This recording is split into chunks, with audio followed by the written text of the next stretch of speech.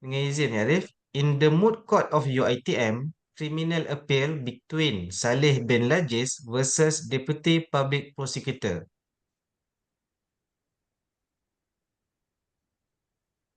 Yeah, Arif, please, this Honorable Court. Thank you, Arif. I'm ZARIFAH ABDUL AZIZ. Together with me from prosecution team is Muhammad Hilmi bin Musa Me ya, Arif. and MATHILDA ELINE ANAK MAKSUMIL. A brief fact of this case is this appeal case is a criminal appeal between Salleh bin Lajis, appellant against Deputy Public Prosecutor. Salleh is charged and convicted by the High Court of Malaya for the murder of Latifah by subjecting her to the black magic santau, an offence punishable under Section 302 of the Penal Code. May I proceed, Arif? Thank you. The prosecution respectfully submit that the conviction of the appellant Salleh for the murder of Latifah under Section 302 of the Penal Code should be upheld. The High Court decision was sound and based on sufficient evidence to prove that the appellant guilt beyond reasonable doubt. We will address the key grounds supporting the conviction. We here address a three ground of the appeal as follows. First, whether the prosecution have proved beyond reasonable doubt that the appellant caused the deaths of the deceased by black magic, specifically santau, sufficient to cause deaths to the deceased. The second, whether the element of murder under subsection 302 of the Penal Code has been satisfactorily established. And the third is whether or not the judge has made misdirect himself in convicting the appellants under section 302 of the Penal Code. Okay, in this case, the law related to the punishable of Salleh is under 302 of the Penal Code. And burden of proof and standard of proof. The burden of proof in criminal case lies on the prosecution to prove the case beyond reasonable doubt as established in the case of Wilmington versus DBP 1933 AC 462 and consistently applied in Malaysian jurisprudence, which is in the case of Liu Chin Peng versus Public Prosecutor in 1962 MLJ 168. I'm going to proceed to the second ground, first ground, Arif. Sorry. May I proceed, Arif? Thank you, Arif. First ground, whether the prosecution has proved beyond reasonable doubt that the appellant caused the deaths of the deceased by black magic, specifically of santau. First and foremost, the method of appellant had used in the case of murder Latifah is through the practice of black magic, particularly is a santau. According to Oxford English Dictionary, black magic is a type of magic which believed to use the power of the devil or evil in Malaysia. Black magic is not something new, as there are people who still practice black magic.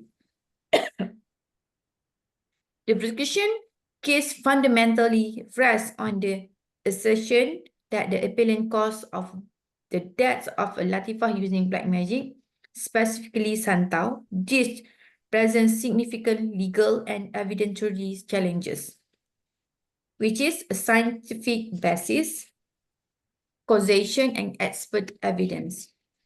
Okay, the prosecution contends that the appellant possess the necessary mens rea for murder as defined in Section 300 of the Penal Code, specifically the appellant action fall under Section 300A, which stated that culpable homicide is murder if the act is done with the intention of causing death. The evidence clearly demonstrates that Salleh is intended to cause Latifah death with santau. His declaration that if he cannot have Latifah, there's no one could, shows a clear intention to cause her death. This is further supported by the Omar testimony that the appellant threatened them, saying that they would be sorry for what they had done to him. Case law supported intention can be inferred from the circumstances. In the case of Public Prosecutor Law versus Azila Hadri and others, 2015, MLJ 206, the Federal Court held that intention can be inferred from the nature of the act and its consequences. The deliberate use of santau known to be potential lethal clearly indicates an intention to cause death. In Malaysia, black magic is not a new thing. Almost all Malaysians know the existence of the black magic which is practiced in Malaysia. Rampant practice in black magic have led to various types of disease and that's require prompt attention to cure. The relevant authorities must provide legal provision to punish the convicted sorcery practitioner. Burden of proof is underlined in Section 101, Subsection 1 of Evidence Act 1950, provide that whoever desire any court to give judgment as to any legal right or liability dependent on the existing of the fact which he assert must prove that those facts exist. Subsection 2 further explain that when a person is bound to prove the existence of any fact, it is said that the burden of proof lies on the person. This section points out that the burden of proof is on the prosecutor, complainant, or victim to prove the case. During the trial, the criminal proceeding, the prosecutor of complainant task is to bring the evidence to support the allegation, and the burden of proof as to any fact lies on the person who wishes the court to believe and its existence. It was proving beyond reasonable doubt that at the trial court let the accused are convicted under Section 302 of the Code. It was undeniable that the process of giving and receiving evidence to the court for criminal cases is a complicated process because of the relevance of the fact presented may influenced by the judge's decision. Any conflict or any reasonable doubt in the evidence giving can impair the prosecution case, could lead to case drop. The question that arises in the case relating to prosecution of magic in how to prove a person have been a victim of crime magic, how to prosecute the perpetrators of magic, or also known as BOMO. Generally, it's probably easy to recognize shaman through their characteristic, but it is difficult to convict someone suspected of practicing witchcraft without solid evidence because it is uncertain and uneasy to determine whether magic has occurred or that man has sent magic in person. To ensure that the mechanism used in the process of giving evidence in court can be adapted to the situation and circumstances of the case, there are 5 methods can be adopted, namely confession, secondly, witness testimony, third is expert witness testimony, third is documentary evidence, and fifth is circumstantial evidence. I go for the first scenario, is a confession. According to the Section 17 of the Evidence Act, in subsection 2, it explains that confession is admissible admission made at any time by a person accused of offense, stating or suggesting that inference that he committed that offense. Confession as a source of evidence are distinguished from admissions, whereas a confession is a complete acknowledgement of a guilt in criminal proceeding, and admission is a statement of fact in either a civil or in a criminal case. In this case, by referring to the fact, even though the accused was not admitted, he was doing an act amount to cause of Latifah death, but some supporting evidence such as witness statement his action by treating Latifah and Omar to Awang testimony as expert witness are linked to his action causing Latifah death. We go for the second method is a witness testimony. Witness testimony fall under Section 118 of Evidence Act, which that all persons shall be competent to testify unless the court consider that they are prevented from understanding the question, but put to them or from giving rational answer to those questioned by tender years, extreme old age, disease, whether or body or mind, or any other causes of the same kind. In the present case, the testimony by Omar, who is a victim of the threats by the Salleh, show his intention to causing imminent danger to Latifah due to his anger towards her. In the event, the appellant clearly shows his intention by doing a threat, which can infer as his intention to do the act. The motive to causing danger towards Latifah was established. Witnesses' testimony was accepted as one of the way in proving criminal cases in the court. With this regard, some people would be called in the court as a witness to give evidence. There are two potential witnesses who can call to give testimony in court in dealing with black magic cases, which is our first witness that investigate, search, and arrest, and the second category is ordinary witness. In this case, the relevant witness was ordinary witness, which is Omar and Sani. Ordinary witness consists of a family members who those have a knowledge about the incidents, what happened to the victim. Apart of that, any person who was at the scene and saw the accused commit any act which may be deemed as a practice witchcraft can also be called to testify. The evidence can be given in oral form as provided under Section 59 of the Act, where it's a read all the fact except the content of the document may be proved by oral evidence, or Section 61A of the Evidence Act further explain about the oral evidence where it's provided to the individual who witnessed the incident of black magic take place can give the oral evidence relating to what he sees. This situation provided that an opportunity for anyone who witnesses the crime using witchcraft to give evidence that would be acceptable in court. In this case, before the trial judge, Sani and Omar was ordinary witness because they give their testimony about the knowledge regard to the act and word uttered by the appellant before the Latifah death. So, Yang Arif, I will pass to my co-counsel, Mr. Hilmi, to further submission. Arif. May I continue to the third mechanism used in the process of giving evidence in court, which is expert witness testimony, Arif? Thank you, Arif.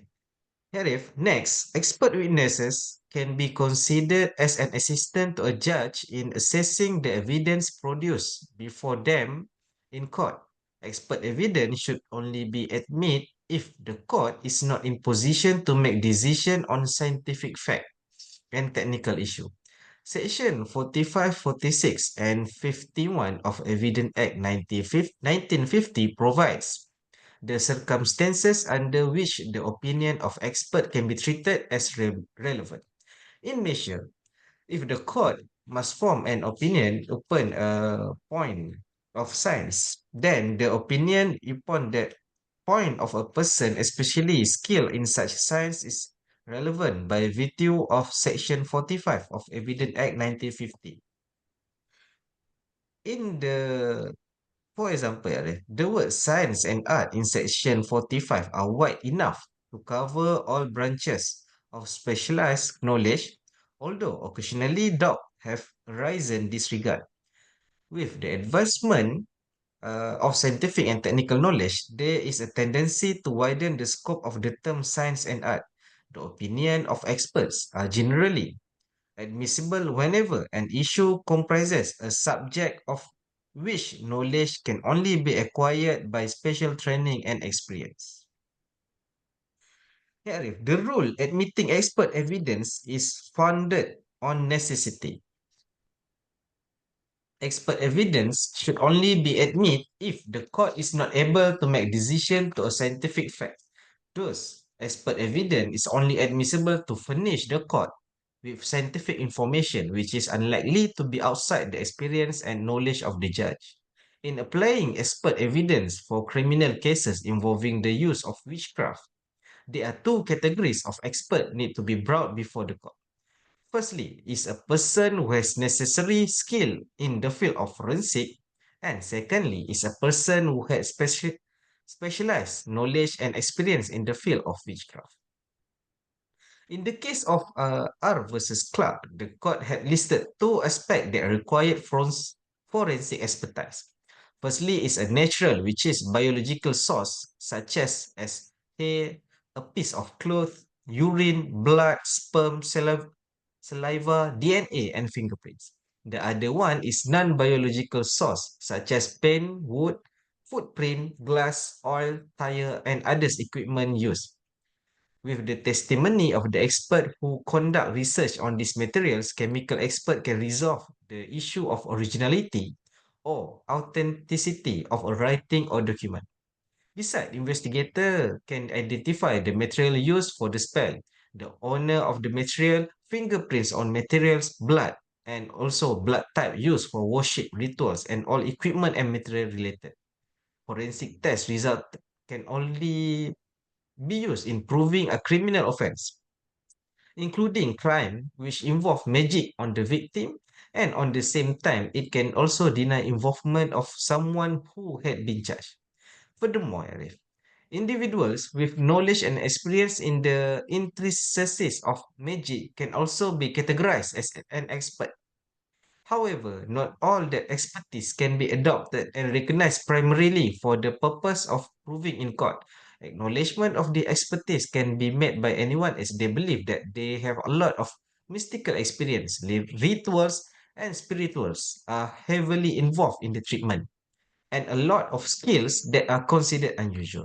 While black magic or santau may not be a conventional field of study, it is specialized area of knowledge relevant to the case. In the case of Junaidi bin Abdullah versus public prosecutor, the court accepted as expert evidence on local custom and belief. Similarly, Tok Awang's expertise in traditional practice should be considered. While in the case of Mustafa Bacha versus Habibah, the court accepted that magic, even illegal in the sight of Islamic law, but it is still practiced by Malay community. And in this case, when the husband claimed that he divorced his wife, he was under the influence of magic. Court of Appeal considered that this fact to be proved, an expert must be called to determine the truth of the allegation. To Awang testimony, which is a person who had specialized knowledge and experience in the field of witchcraft, was admissible to the court, since no other evidence show otherwise before the trial court. Moreover, To Awang testimony was supported by other evidence, included Appellant Act before the crime occurred, Sani and Omar testimonies, and the circumstances evidence linked all together conclude that criminal act by the appellant. For the fourth mechanism, which is documentary evidence. Evidence include of two things. First, all statement which the court permits or require to be made before it by witnesses in relation to matter of fact under inquiry, which are called oral evidence. Secondly, all document produced for the inspection of the court and are called documentary evidence. Section 3 of evidence provide that document means any matter expressed, described, or howsoever represent upon any substance, whether in the by means of letter, disc, tape, film, and any type of document that can be referred or thing that can be referred as a document. Therefore, the scope of document include all entries or any notes consist of spell which is belonging to practitioner who use magic can be presented as evidence. During the trial, the photograph of the deceased taken during the period when she was ill and was being treated by the bomo was tendered to the court as a documentary evidence which contribute to prove the offense action by the appellant. Next, we move to circumstantial evidence. It is fascinating because an accused is brought to the to trial and is either convicted or acquitted because of circumstances which point to his guilt or innocence, not because other people saw him committed the crime or not. Any fact which any fact which shows or constitute a motive, preparation, and previous or subsequent conduct for any fact in issue or relevant fact is relevant. Indication of the existence either through a string of events that occur or selected materials that have to do with the incident could be evident in proof of the crime in the court. Circumstantial evidence in the crime of witchcraft can exist in even as follows. The victim commit an act that causes which to feel envy, resentment, revenge, jealousy, anger, hate, and so on. While when situation A happened, the accused was found, and the oral or act made a sign that is understood by the victim as a threat to the magic or sin ever commit any act that have to do with the practice of magic. In the current case, the condition of Latifah's health was affected after she broke the engagement with Salleh, which is appellant, while respondent demonstrates Salleh's involvement in Santau and his motive for revenge. A crucial element is missing is a definitive medical diagnosis for Latifah's illness and death. The lack of scientific explanation for her suffering show the illness was caused by mystical factor who is contributed by the appellant due to all evidence rendered to the court. During the treatment with Tok Awang, Latifah was recognized as a victim of Santau when she was vomited glass particle, hair, and needles, which related to the black magic element as discussed above under circumstantial evidence. The prosecution contended that all evidence presented before the trial court was both admissible and sufficient to support the conviction. The following key pieces of evidence corroborate the appellant guilt can be concluded as below. First, physical evidence, which is item for performing black magic found in the appellant house. Second, a compliance testimony, Sunny confession, which was proven to be voluntarily. Third, expert testimony to awang evidence on the effect of Santau. And fourth, circumstantial evidence, the appellant history as a practitioner of black magic for 5 years and his motive for revenge was clear since he vowed if he cannot have Latifah, then no one could. And the incident, the Omar testimony that he and Latifah was harassed and threatened with their life by the appellant before Latifah death. Yeah, respondent was strongly believed the circumstances evident linked to the appellant criminal act was clear, and the trial judge did not misdirect himself in decided to convict the appellant under Section 302 of the Code. In Sani Ang versus Public Prosecutor, the Privy Council held that circumstantial evidence is sufficient and compelling and can support a conviction even in the absence of the direct evidence. Yeah, Arif, I will pass for the second ground to the uh, my co-counsel, which Mathilda. If you please, I will pass to her. Thank you, Arif.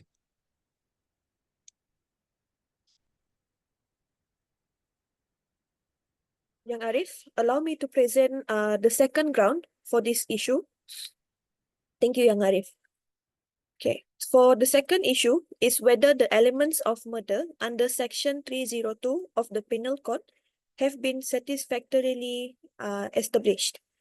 In the appellant case, we humbly agreed that the trial judge was not misdirect himself by convicted the appellant under offense of murder, which is sentenced under Section 302 of the Penal Code. Firstly, we must understand what murderer is in the eyes of criminal law. Murder is regarded as one of the most violent crimes because a person's life has been permanently taken away by forceful means, and upon the offender having been found guilty, he will be sentenced to death.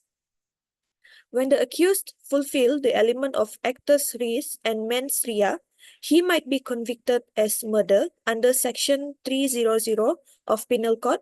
Yet, if the element of mens rea is missing or lack evidence to prove mens rea or insufficient evidence on it, the accused may be guilty of culpable homicide not amounting to murder. Yang Arif, in the case of Tam Kai Yao versus Public Prosecutor, underlying the principle that all cases falling within Section 300 of the Penal Code must necessarily fall within Section 299, which culpable homicide not amounting to murder, but all cases falling within Section 299 do not necessarily fall within Section 300. In this case, it is also said a higher degree of mens rea is required to be established to constitute the offense of murder. There is a comparison between the various limbs of Section 299 and Section 300 as viewed in the cases of Tam Kayu versus PP, later in the case of Chung Kum Moy versus PP, which although the first limbs of Section 299 and 300 are identically required an intention to cause death, a higher degree of mens rea is needed to establish the offense of murder. Second limb of Section 300 requires an intention to cause a bodily injury and that the offender must know that the bodily injury was likely to cause the death of the person to whom the injury was caused, and the bodily injury intended to be inflicted is sufficient in the ordinarily cause of nature to cause death. The third limbs required the intention of causing bodily injury with intended to be inflicted is sufficient in the ordinary course of nature to cause death, and the fourth of Section 300 required the offender to know that his act was so imminently dangerous that it must in all probability cause either death, such bodily injury as is likely to cause death, and the offender had no excuse for incurring such risk. Young Arif, all fourth limbs in Section 300 are not mutually exclusive. It shows in the cases law that an act of killing may fall under one or more of the limbs, as per case of PP versus Nur Azam bin Ibrahim. The court held that the cause intention of causing bodily injury to the deceased may be gathered from the accused's combined act of inflicting injury on the deceased body with the knife, the piece of wood and a rock, thereby causing fractures of the deceased skull and injury to deceased brain, bringing the act within the ambit of intention or knowledge as founded by Section 300, subsection A, B, and C of the Penal Code. In this current case, we in the respondent seat submitted our argument toward appellant case here since all element of murder was established. The appellant was intentionally intended to cause bodily injury likely to cause death, and the injury inflicted is sufficient in ordinary course of nature to cause death and committing imminent danger without any excuse of incurring the risk of death, as illustrated under Section 300, subsection B, C, and D. In this case, appellant have a motive to cause death of Latifah by using his knowledge of black magic, particularly known as Santau against Latifah, due to her decision to call off the engagement and enter a new relationship with Omar, her new office mate. The appellant also meet all the requirement of high degree of mens rea for murder when he vowed that no one cannot have Latifah excluded him. The appellant was also harassed and threatened the deceased and Omar with their life, showing his intention to cause imminent danger and intended to cause death of Latifah.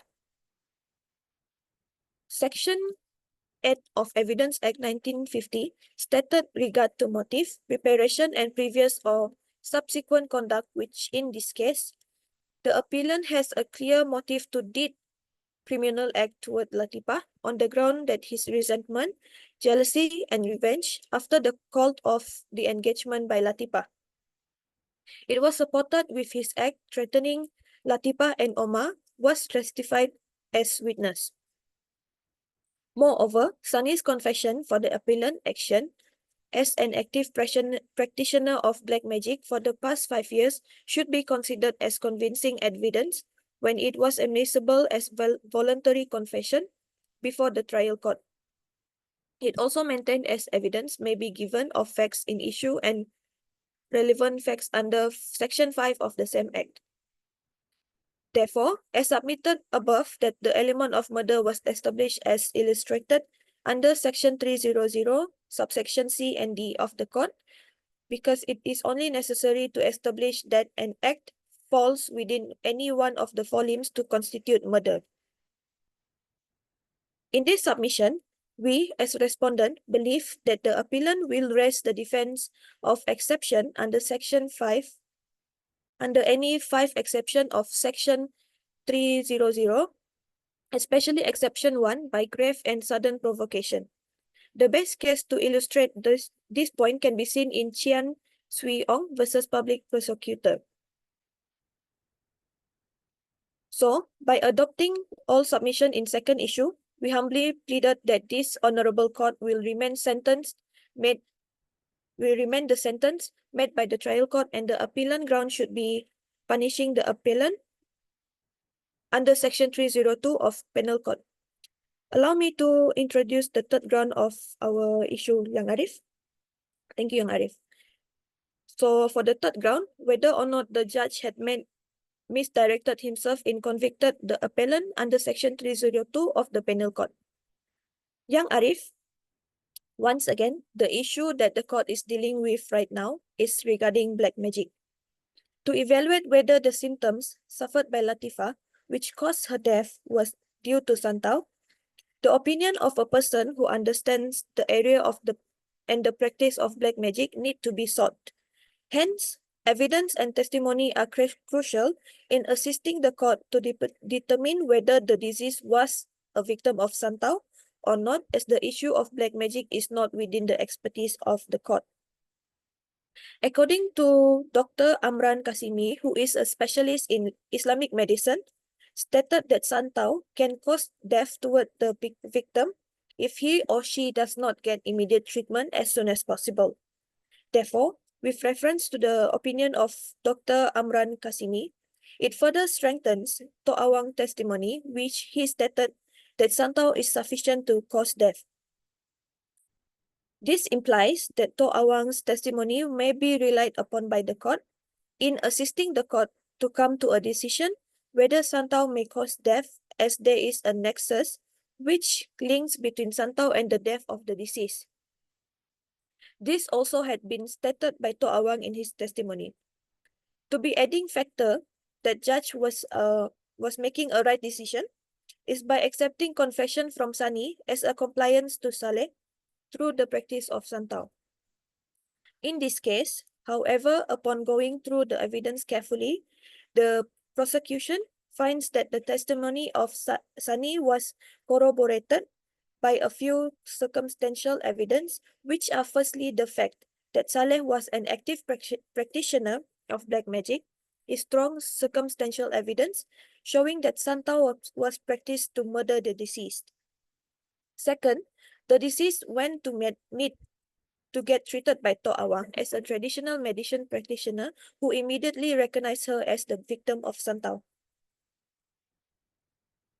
The law which established the circumstantial evidence may provide corroboration as supplementary evidence to, and tending to strengthen or confirm that already given is from the case of Lord Reading in R versus Baskerville.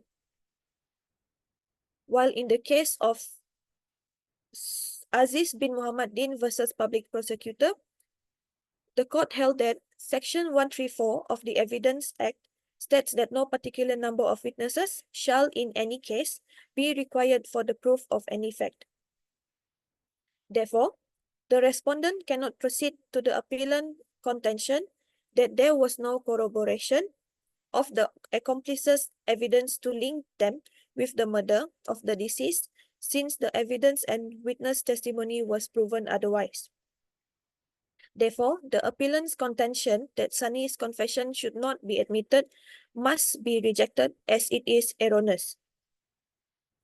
The prosecution's case relies heavily on circumstantial evidence, including the appellant's practice of black magic, items found in his house, Omar's testimony about threats with their lives, and Tok Awang's testimony as expert witness, and the clear motive that appellant did the black magic against the deceased. all chain of evidence is corroborated in another. By applying the principle from Sunny Ang versus Public Prosecutor, this evidence must be incompatible with any hypothesis other than the appellant's guilt. In light of the above submissions, it is respectfully contended that the prosecution maintains that the evidence presented during the trial established Salleh bin Lajis' guilt beyond a reasonable doubt. The circumstantial evidence, combined with the testimonies of Sani, Omar, and Tok Awang, forms a cohesive narrative. For these reasons, the respondent respectfully requests this moot court to dismiss the appeal and uphold the original conviction. Thank you.